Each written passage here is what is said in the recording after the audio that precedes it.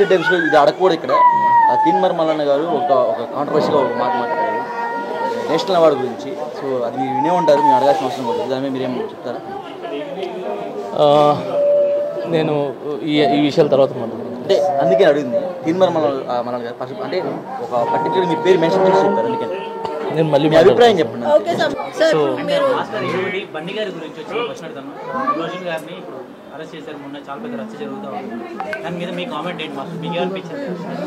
చూడండి, ఈ విషయాల్లో నేను మాట్లాడదలుచుకోలేదు. ఎందుకంటే నేను ఒక ముద్దాయి కాబట్టి, ఏమంటారు, నా మీద ఒక ఎలిగేషన్స్ ఉన్నాయి కాబట్టి, నా కేసు కోర్టులో ఉంది కాబట్టి, సో నేను ఇప్పుడు మాట్లాడటం కరెక్ట్ కాదు. సో ఏమంటారు, నాకు కోర్టు మీద, తర్వాత న్యాయస్థానం మీద, కోర్టు మీద నాకు నమ్మకం ఉంది. సో అందరికి మంచి జరగాలి. సరే, మీరు జైలుకి వెళ్ళొచ్చిన తర్వాత వెళ్ళక ముందు ఇండస్ట్రీలో మీకు మర్యాద ఎలా ఉంది, ఇప్పుడు ఎలా ఉంది? సేమ్ ఉందండి, బాగుంది. సేమ్ ఉంది. గుండె మీద చేసుకుని చెప్పండి. గుండెల మీద చేసుకుని చెప్పిన బాగుందండి. సో నన్ను నేను ప్రూవ్ చేసుకున్నాను, ఆయన దగ్గర నేర్చుకున్నాను.